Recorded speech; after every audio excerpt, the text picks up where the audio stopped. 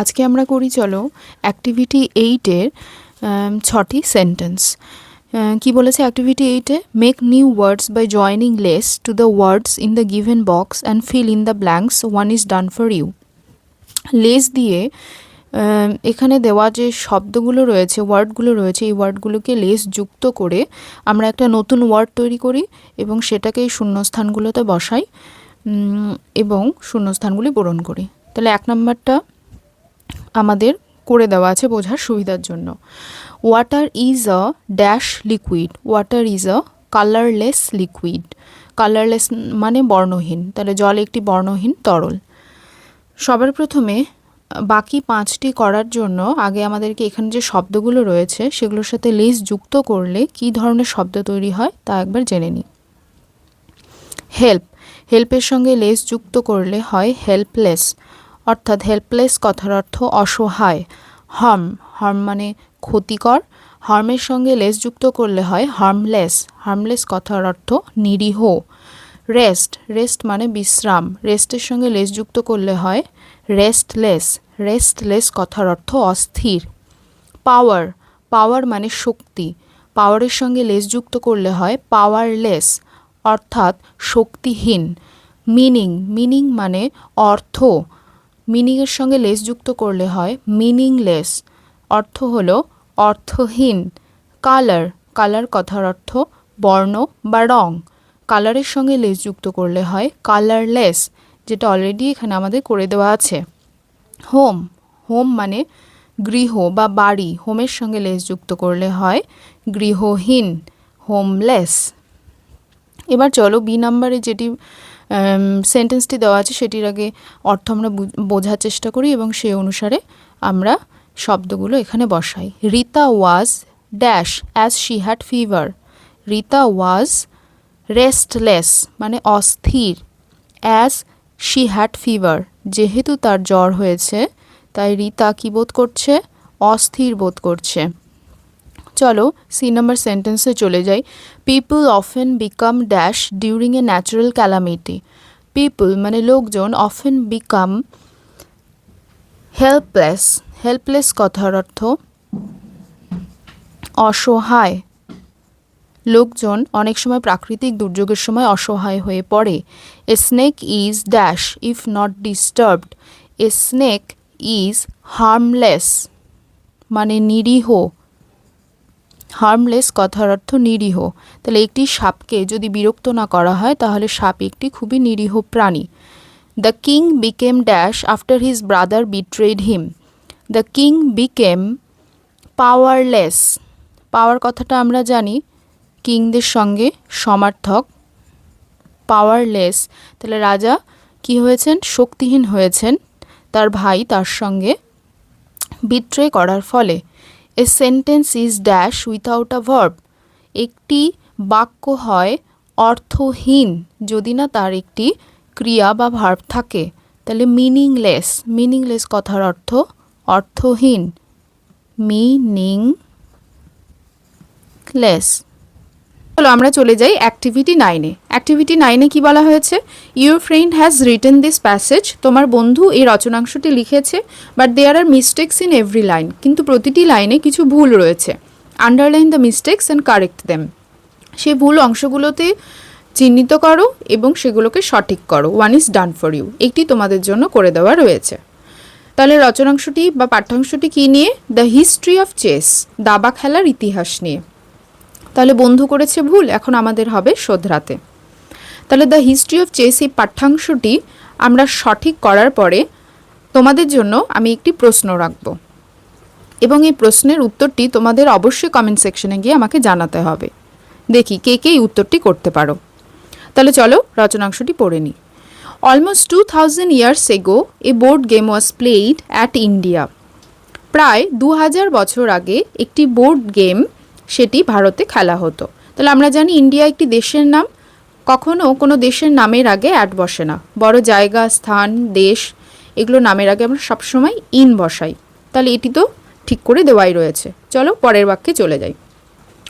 আমি অলরেডি তোমাদের সুবিধার জন্য প্রত্যেকটি ভুল অংশগুলোতে রুল দিয়ে দাগিয়ে দিয়েছি। ইট ওয়াজ কল চতুরঙ্গ। এটিকে বলা হতো চতুরঙ্গ। তাহলে প্যাসিভ ভয়েসে যখন থাকবে তখন বি ভার্বের পর সবসময় মেইন ভার্বের থার্ড ফর্ম বসে, মানে পাস্ট পার্টিসিপল ফর্ম। তাহলে কলের পাস্ট পার্টিসিপল ফর্ম হলো কল্ড, তাহলে এখানে কল্ড হবে। পরের বাক্যে it was very popular among kings, warriors and scholars. এই খেলাটি খুব জনপ্রিয় ছিল রাজাদের মধ্যে, যোদ্ধাদের মধ্যে এবং বিদ্বান ব্যক্তিদের মধ্যে।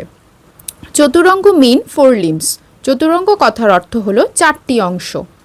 তাহলে চতুরঙ্গ প্রেজেন্ট টেন্সে রয়েছে এই বাক্যটি, সেন্টেন্সটি। তো চতুরঙ্গ হচ্ছে থার্ড পারসন সিঙ্গুলার নাম্বার। তো থার্ড পারসন সিঙ্গুলার নাম্বারে প্রেজেন্ট টেন্সে সবসময় মেন ভার্বের সঙ্গে এস বা ইএস যুক্ত হয়। তাহলে এখানে হবে means, not mean. It represent the 4 groups of the army. It এখানে থার্ড পারসন সিঙ্গুলার নাম্বার, তাই ভার্বের সঙ্গে এস বা ইএস নেবে। তাহলে এটি রিপ্রেজেন্ট নয়, এটি হবে represents the 4 groups of the army. Army মানে সেনাদলের 4টি গ্রুপকে এটি রিপ্রেজেন্ট করে। দ্য ওয়ারিয়ার্স হু ফট অন এলিফ্যান্টস, সেই যোদ্ধারা যারা কিনা এলিফ্যান্টের ওপরে যুদ্ধ করে, এলিফ্যান্টের ওপরে বসে। দ্য ক্যাভালরি, ক্যাভালরি কথার অর্থ যারা ঘোড়ার পিঠে উঠে যুদ্ধ করে। দ্য চ্যারিওটিয়ার্স, চ্যারিওটিয়ার্স কথার অর্থ যারা রথের উপরে উঠে যুদ্ধ করে। অ্যান্ড দ্য ইনফ্যান্ট্রি, ইনফ্যান্ট্রি কথার অর্থ যারা পদাতিক সৈন্য, যারা পায়ে হেঁটে যুদ্ধ করে। ফ্রম ইন্ডিয়া, ভারত থেকে, the game went to the Persia. এই খেলাটি কোথায় গিয়েছিল? পারস্যে। তাহলে পারস্য একটি দেশের নাম, পার্সিয়াকে বাংলায় আমরা পারস্য বলি। তো কোনো দেশের নামের আগে দ বসে না, তাহলে দ্য আর্টিকেলটি কোনো দেশের নামের আগে বসে না, তাহলে এখানে শুধু হবে Persia. Where it was called shatranj, যেটিকে পারস্যে কী খেলা নামে বলা হতো? শতরঞ্জ বলা হতো। Some of the words we now use in chess were used in Persia. তো কিছু কিছু বাক্য যেগুলো আমরা এখন ব্যবহার করি দাবা খেলায়, সেগুলো পারস্যে ব্যবহার করা হতো। তাহলে ওয়্যার ইউজ, এটি কিন্তু প্যাসিভ ভয়েসে রয়েছে।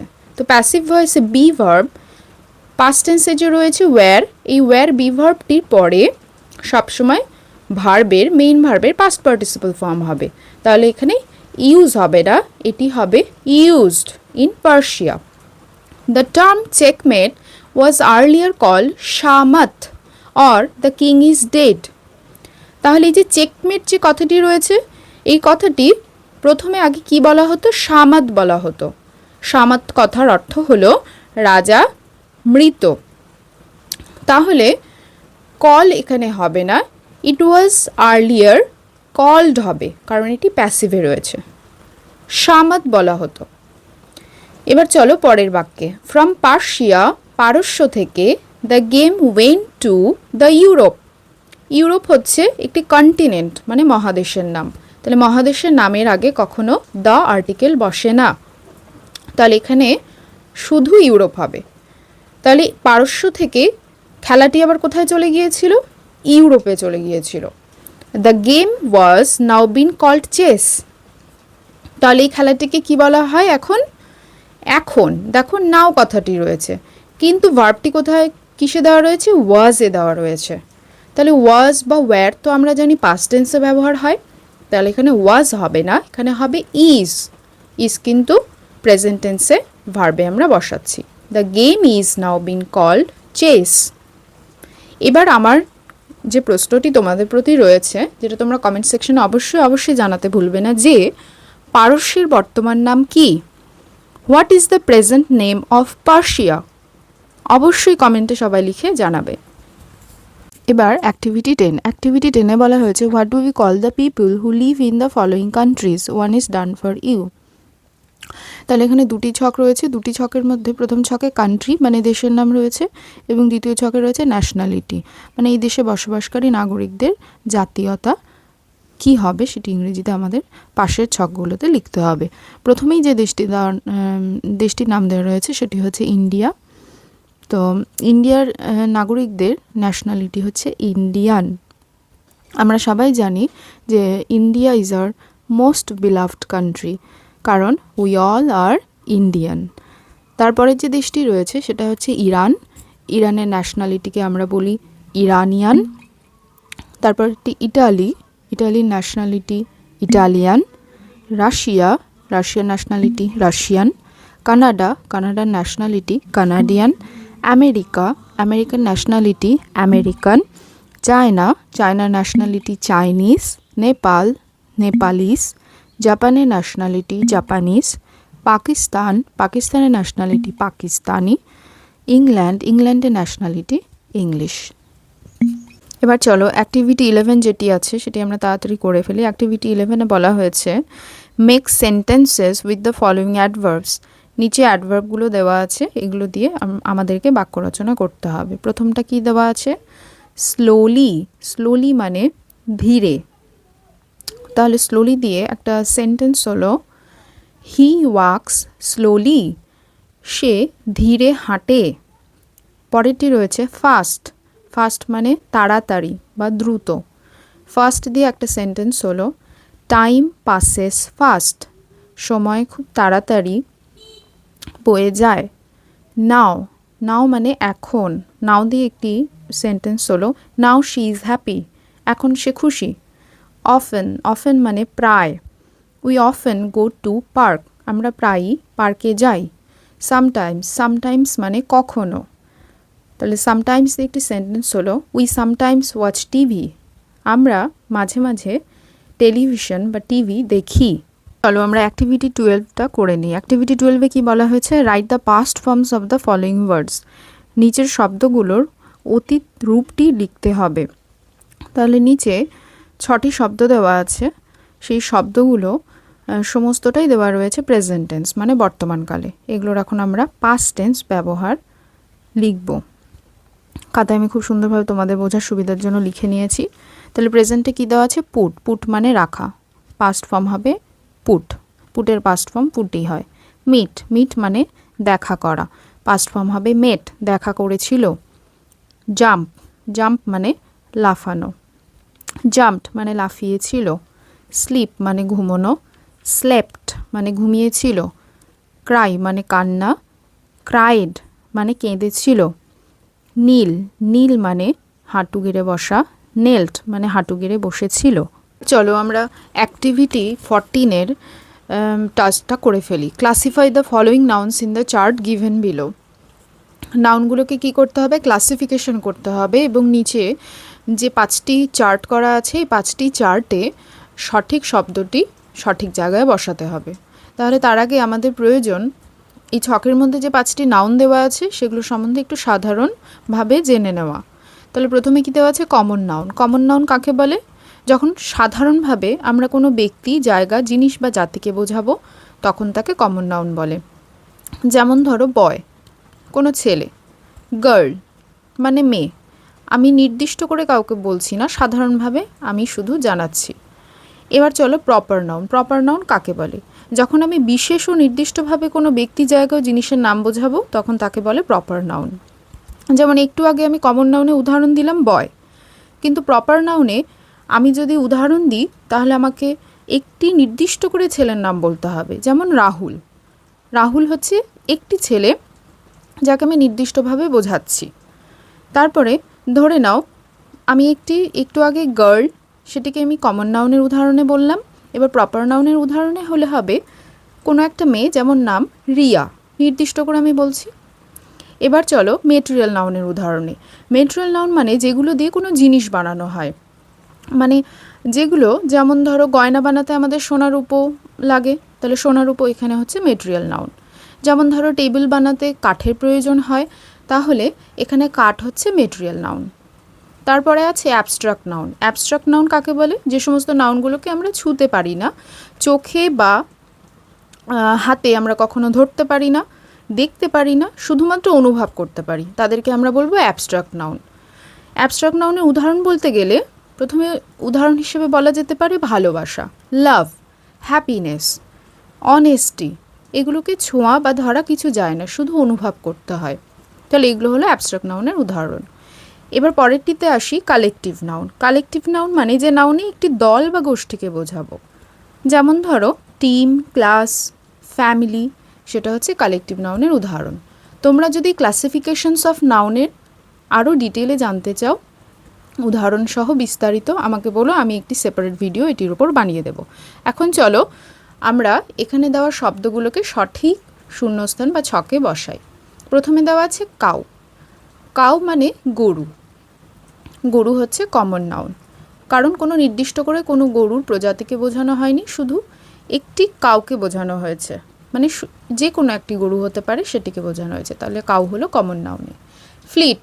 ফ্লিট মানে হচ্ছে জাহাজের দল, মানে জাহাজ অর্থাৎ জাহাজের বহর ইত্যাদি। তো ফ্লিট হচ্ছে তোমার একটা দলকে বোঝাচ্ছে, সেই জন্য এটি কালেকটিভ নাউন। তারপরে আছে বিদ্যাসাগর। বিদ্যাসাগর হচ্ছে একজন বিশেষ পরিচিত ব্যক্তি, তো বিদ্যাসাগর প্রপার নাউন। চক। চক হচ্ছে সাধারণভাবে একটি জিনিসকে বোঝাচ্ছে, তাহলে চক হয়ে গেল কমন নাউন। অনেস্টি। অনেস্টি এমন একটি গুণ যেটিকে ধরা বা ছোঁয়া যায় না, শুধু অনুভব করতে হয়, তাহলে অনেস্টি হচ্ছে অ্যাবস্ট্রাক্ট নাউন। গার্ল। গার্ল মানে হচ্ছে মেয়ে, তাহলে নির্দিষ্টভাবে কোনো মেয়েকে বোঝায়নি, তাহলে গার্লটি হবে কমন নাউন। ডগ। ডগ হবে কমন নাউন।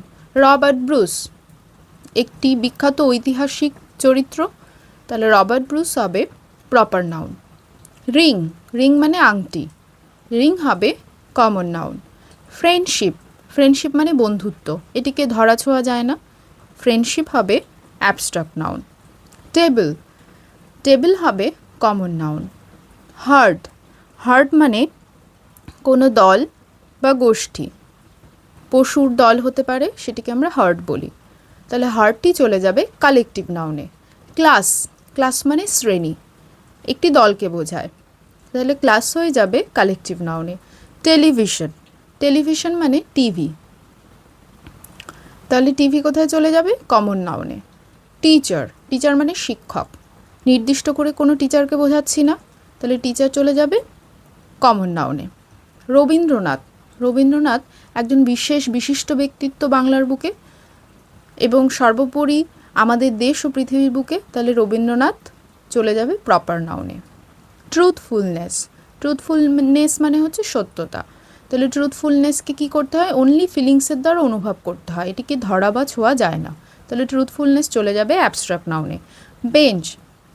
বেঞ্চ হচ্ছে বসার জায়গা, তাহলে বেঞ্চ হয়ে যাবে কমন নাউনে। এনমিটি। এনমিটি মানে হচ্ছে শত্রুতা, তাহলে এনমিটি কোথায় চলে যাবে? অ্যাবস্ট্রাক্ট নাউনে। ফুটবল। ফুটবল কোথায় চলে যাবে? কমন নাউনে। দেখা হচ্ছে পরের ভিডিওতে অ্যাক্টিভিটি 15 ও 16 নিয়ে। ততক্ষণ stay happy, stay cool, stay with Prabha.